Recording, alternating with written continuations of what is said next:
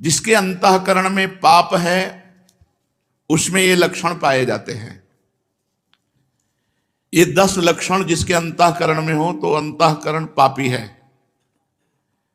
इन लक्षणों का अगर अपने अंदर एक का भी स्थान हो तो नाम जप के प्रभाव से उसको हटा दो, नहीं वो पाप कर्म करवाता रहेगा। पहला, चोरी, किसी की भी चोरी। बहुत प्रकार की चोरी होती है। किसी और महापुरुष की बात छाप अपनी लगा के चोरी हो गई। भागवतिक सिद्धांतों में भी किसी और महापुरुष की बात है और छाप अपनी लगा दी, बात अपनी लगा दी तो चोरी हो गई। जिसकी बात है उसी का नाम लेके बोलो कि पूज्यपाद अमुक महापुरुष ने ऐसे वचन बोले, अपनी छाप नहीं लगानी, चाहे वो पद हो चाहे उनकी शब्दावली हो, उन महापुरुष ने ऐसा कहा। चोरी, दूसरे की वस्तु का, दूसरे के अस्तित्व का अपहरण करना चोरी कहलाता है। जिसमें चोरी करने का स्वभाव है, चाहे वो जो भी चोरी हो, बहुत प्रकार से चोरी होती है। वो अंतःकरण में पाप है इसलिए बर्दाश्त होता है, नहीं तो पवित्र अंतःकरण में चोरी बर्दाश्त नहीं होती। किसी को चोरी नहीं कर सकता। छल कपट के द्वारा, बेईमानी के द्वारा और भी अन्य वृत्तियों के द्वारा जो दूसरे से धन लिया जाता है, वस्तु ली जाती है, उसके स्वत्व का अपहरण किया जाता है, उसके अधिकार को छीना जाता है, ये सब चोरी के अंतर्गत आता है। जिसमें चोरी है वो पापी अंतःकरण है। दूसरा, हिंसा, किसी भी जीव की हत्या करना। हिंसा भी बहुत प्रकार की होती है। वाणी से किसी के हृदय को दुख पहुंचाना भी हिंसा है। शरीर से किसी के शरीर को पीड़ा देना भी हिंसा है। आप खिलवाड़ में किसी जीव के साथ आप उसको बंद करके मनोरंजन कर रहे हैं और उसको प्राणों का भय लग रहा है, ये हिंसा के अंतर्गत ही आएगा। बंदर है, पक्षी है, कुत्ता है, ऐसे पशुओं को आप मनोरंजन में ही प्रताड़ित कर रहे हैं तो हिंसा के अंतर्गत आएगा। आप मांस खाते हैं लेकिन आप किसी जीव की हिंसा नहीं करते, पर हिंसा करने का पाप आपको लगेगा क्योंकि आप उस मांस को खाते हैं। ये जो लोग कहते हैं कि मछली में तो कोई ऐसा, भगवान ने मत्स्य अवतार धारण किया है।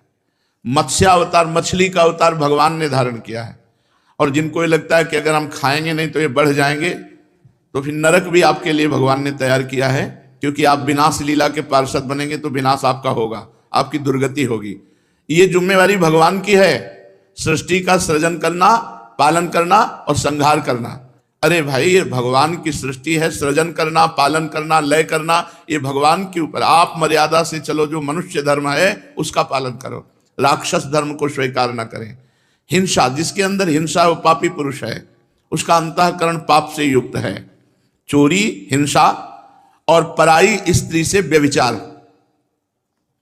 ये पापी पुरुष का लक्षण है। जो माताओं बहनों को देखते ही भोग दृष्टि से देखता है, गंदी दृष्टि से देखता है, जो पराये शरीरों के साथ व्यभिचार प्रवृत्ति करता है, वो पापी हृदय है, वो अंतःकरण पाप में है। व्यभिचार बहुत जोर से फैल रहा है क्योंकि इसी से बुद्धि भ्रष्ट होगी और भजन, साधन, धर्म, अध्यात्म, इनसे दूरी बना देगा ये। जहां काम तहां राम नहीं, जहां राम नहीं काम। जैसे सूर्य और अंधेरा एक साथ नहीं रह सकता, ऐसे ही भगवत भजन और काम एक साथ नहीं रह सकता। इसलिए जो व्यभिचार परायण है, पाणी ग्रहण संस्कार करके अपनी पत्नी के साथ संतानोत्पत्ति के लिए क्रिया करना धर्म में, काम भगवत स्वरूप है, उसमें पाप नहीं है। लेकिन पराई स्त्री के साथ व्यभिचार प्रवृत्ति, ये महान पाप है। चौथा, असत्य भाषण, झूठ बोलना, ये पापी का लक्षण है। जो बात बात पर झूठ बोलते, तनिक भी तुम्हें भय नहीं लगता झूठ बोलने में? तुम्हारे सुकृत नष्ट हो रहे हैं, तुम्हारी आयु नष्ट हो रही है। नहीं, असत्य संपातक पुंजा, क्यों झूठ बोलते हो? उचित वाणी का प्रयोग उचित करो, सत्य बोलो। हृदय में पहले विचार करो कि जो मैं बोलने जा रहा हूं ये दूसरे का अहित तो नहीं करेगा, दूसरे के दिल को तो नहीं दुखाएगा, दूसरे का अमंगल तो नहीं होगा। फिर मधुर वचन, हितकर वचन और थोड़े शब्दों में, ऐसे भगवत मार्ग का प्रतीक ऐसे संभाषण करता है। झूठ का त्याग करना चाहिए। बहुत फैला है झूठ। गोस्वामी जी ने तो लिख दिया, झूठ ही लेना, झूठ ही देना, झूठ भोजन झूठ चबेना। जिसकी देखो वह झूठ पे ही चल रहा है, आओ कुछ खा लो, नहीं खा के आ रहे हैं, बिल्कुल नहीं खाए। झूठ बोलने का एक ऐसा बात को सजा करके बोले, झूठ बोलकर देखो हम निकल गए। कहां से निकल गए तुम? माया ने फंसा लिया, निकल कहां से गए? तुम्हारे पाप एकत्रित हो रहे, तुमने पाप किया, झूठ बोला। पर आज कलिकाल का इतना प्रचंड तांडव है कि कोई ये समझ ही नहीं रहा कि व्यभिचार पाप है, झूठ बोलना पाप है, हिंसा करना, मांस खाना ये पाप है, चोरी करना पाप है, ये समझ ही नहीं रहा। खुले मार्ग में एक महिला जा रही थी, ऐसे जंजीर तोड़ करके गिरा और लोग देख रहे हैं, मतलब लोग ऐसे देख रहे, कोई वीडियो बना रहा है, कोई देख रहा है। ऐसा लगता है इन लोगों की आंखों का पानी मर गया है, इनमें मनुष्यत्व ही नहीं रह गया है। अरे मनुष्यत्व हो तो अपने प्राणों की बाजी लगाकर रक्षा करनी चाहिए। परहित लाग तजय जो देही, संतत संत प्रशंसा तेहि।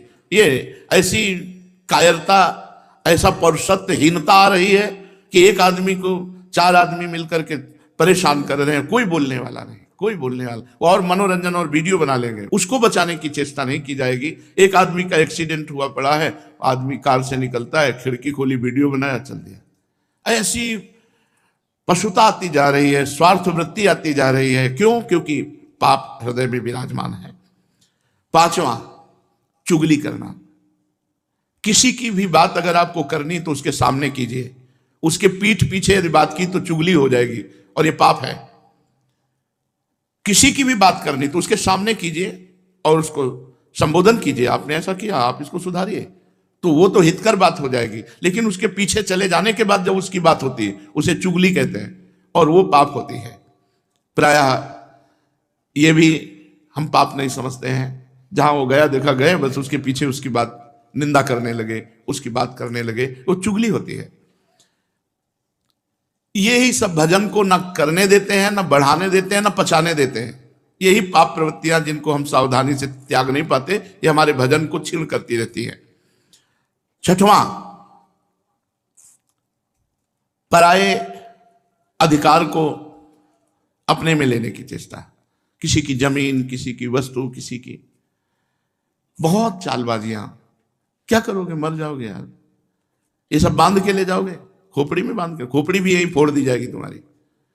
एक कपाल क्रिया होती है, वो उसमें श्मशान में होती है, जलती हुई लुखाठी से सर को फोड़ा जाता है।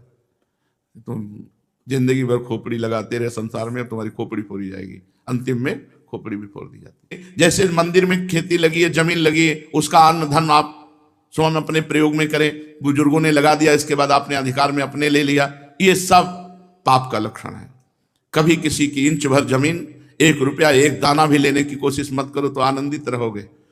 लेकिन बस किसी तरह माया का ऐसा क्षेत्र बढ़ा है, बस किसी तरह बस अहंकार की पुष्टता होती रहे। 7वां, पराया अनिष्ट चिंतन, अनिष्ट करना। कुछ लोगों का स्वभाव होता है, जो मैं चीज पसंद करूंगा उसे चाहे मैं मर जाऊं लेकिन दूसरे को देने नहीं दूं। ऐसे कई स्वभाव हमने देखे व्यक्ति में। मेरी एक आंख फूटे लेकिन पड़ोसी की दोनों फूट जाए, चलेगा। मेरी एक फूट जाए, पड़ोसी की दोनों फूट जाए, तो चलेगा। मतलब बहुत तरह से हम दूसरे का अनिष्ट सोचते रहते हैं। धन्य है उनका जीवन जिनके जीवन में किसी का अनिष्ट सोचने की बात नहीं है।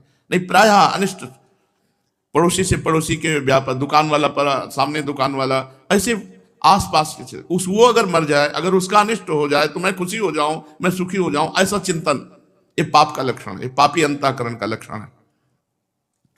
8वां, बोलने में अश्लीलता, अश्लील भाषण, गंदी बातें। जब देखो तब गंदी बातें करना, गिरी गिरी बातें करना, नीच बातें करना। अरे बात करनी है तो सच्चिदानंद भगवान की करो, सिद्धांत की करो, गीता भागवत की करो, हितकर बात करो। अश्लील गंदी बातें क्यों बोलते हो? पापी पुरुष का लक्षण होता है अश्लील संभाषण करना। पूज्य बाबा ने कहा यदि नाम जप करता है, अश्लील भाषण करता है, तो नाम जप का कोई प्रभाव नहीं होगा। और 9वां, असंबद्ध प्रलाप, बेमतलब का बोलने का स्वभाव। ऐसे लोग पाप हृदय होता है, इसलिए ऐसे बोलते रहते हैं, असंबद्ध प्रलाप। और 10वां, अभिमान। मैं बस वो अभिमान भरा, ये पाप का लक्षण। जब निष्पाप हो जाओगे तो दैन्य हो जाओगे, अभिमान भगवान के चरणों में समर्पित हो जाएगा। चोरी, हिंसा, व्यभिचार, झूठ, चुगली, परधन की इच्छा, पराया अनिष्ट चिंतन और अश्लील भाषण, असंबद्ध प्रलाप और देहाभिमान, ये 10 लक्षण पापी में पाए जाते हैं। अगर इनमें से एक भी है तो हटा देना चाहिए, नहीं भजन में बाधा पहुंच जाएगी।